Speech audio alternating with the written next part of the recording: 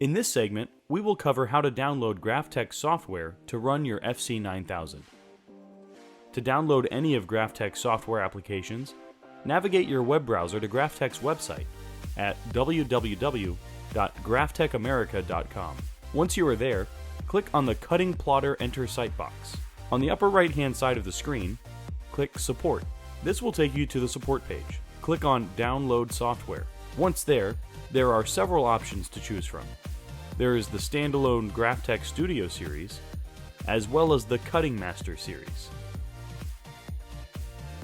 Once you find the software you'd like to use, click on the cloud icon to start the download. In most cases, there is both a Windows version and a Mac version. Once downloaded, double-click on the downloaded file, and then just follow the prompts.